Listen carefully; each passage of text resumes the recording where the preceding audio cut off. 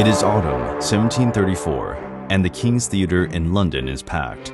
After the opera's final notes, the elegant audience bursts into frenzied applause. The star steps forward to bow, when a wealthy woman shouts from the pit, "One God, one Farinelli." Farinelli was the stage name of Carlo Broschi, 1705 to 1782, the most famous opera singer of the 18th century. We can compare him to a modern rock star. He charged a high fee. Audiences reacted hysterically to his performances. Women craved him, and he was seen as a threat to the establishment. But there was something very unusual about Farinelli. He was a castrati. Castrati, as the name implies, were opera singers castrated before puberty to preserve their youthful voices. When these unfortunate boys became men, their voices developed in a peculiar way, producing a sound that many considered exquisite. This unusual practice originated in 16th century Italy, when castrati belonged to courts and choirs, including that of the Sistine Chapel. As women had been forbidden to sing in churches, these male voices were welcome. They became so popular that by the 18th century, there was hardly an Italian opera performance without them. The fame of the castrati reached its zenith in the 1720s and 1730s, when these singers became superstars. Audiences used to exclaim, "Long live the knife," in tribute to the tools that crafted these unique voices. At the height of this trend, it is estimated that 4,000 Italian boys were castrated annually for music's sake. But how and why was this procedure done? Many castrati came from poor families who decided to accept the castration of their children in the hope that the boys would find success and prosperity. Others, including Farinelli, were from wealthier households. The documents indicate that some, including the celebrated Caffarelli, requested the procedure. But this practice was not accepted by all. In the 18th century, many considered genital mutilation of boys as barbaric and distasteful as it is today. When the music historian Dr. Charles Burney, 1726 to 1814, traveled around Italy trying to find out where the procedure was performed, no town wanted to take responsibility. He wrote, "I was told in Milan that it took place in Venice that it was in Bologna, but in Bologna the fact was denied, and I was referred to Florence. From Florence I went to Rome, and from Rome I was sent to Naples." As it was not something done openly, there is little evidence to understand exactly how the castration was done. But historians believe that the operation was usually performed by barbers, a profession that, at that time, also performed minor surgeries. Boys were castrated between the ages of 7 and 9, as a rule. To relieve the pain, they were given opium, or pressure was applied to the carotid artery until they fainted. Then, they were given a hot bath before their spermatocord was cut. In some cases, the testicles were completely removed. Castration was a dangerous procedure, and it is estimated that many boys died during the process. Due to the lack of testosterone, the survivors' joints did not stiffen, which gave them very long limbs and ribs. Castrati were thus often tall, and their chests were barrel-shaped, which accentuated the oddity of their voices. But it should be stressed that castration was a dangerous procedure, and many boys are said to have died during the process. After castration, the young men received rigorous training in singing schools.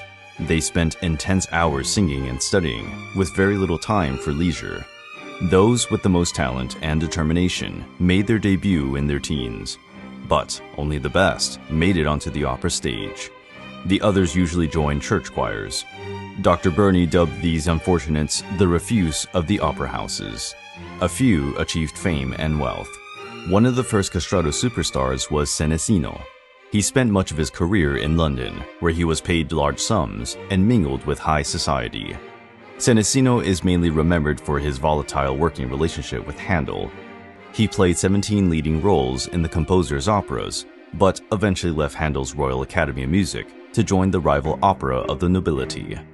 With the latter company, he appeared on stage alongside the younger castrato Farinelli. During one performance, an incident occurred that became an opera legend. According to Dr. Burney, Senesino played the part of an angry tyrant, and Farinelli that of a hapless hero in chains. But during the first act, the captive had so softened the tyrant's heart that Senesino, oblivious to his stage character, ran to Farinelli and embraced him. Farinelli was undoubtedly the most famous castrato. He thrilled all European audiences, amassing a huge fortune. His wealthy patrons showered him with gifts, and his portrait was painted countless times. His vocal talent was unsurpassed. He once took part in a famous competition with a trumpeter, easily beating the instrumentalist with his vocal ornamentation.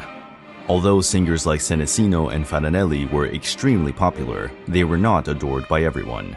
Many in Britain saw the castrati as dangerously degenerate figures, symbolizing the worst excesses of the Catholic European South. Some saw them as a threat to British order. Others disapproved of the high wages they earned.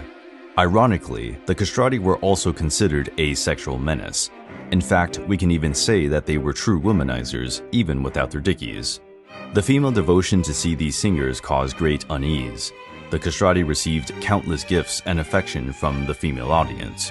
They even wore medallions with portraits of their favorite singers.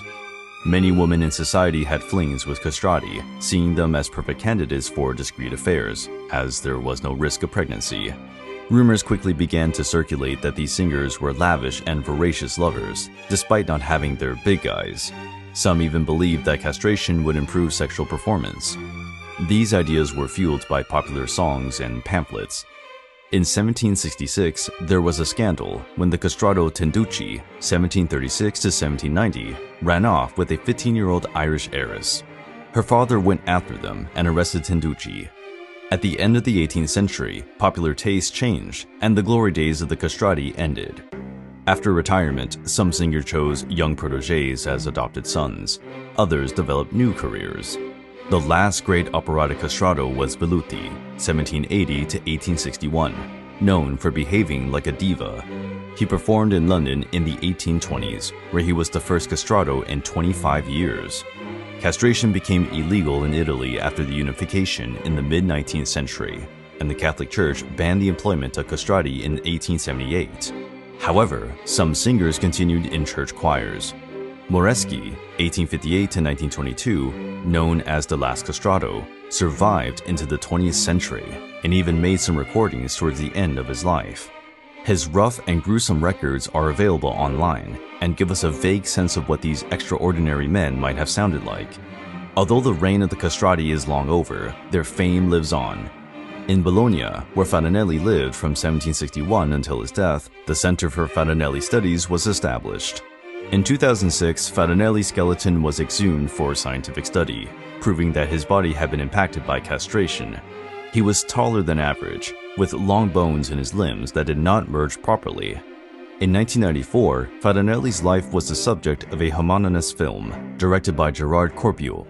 The producers attempted to digitally recreate Farinelli's voice by mixing recordings of a countertenor and a soprano. Despite these attempts, no one can know what the most famous of all castrati sounded like. We can only imagine the eerie, strong voice of the man who inspired the famous 1734 cry, "One God, one Farinelli."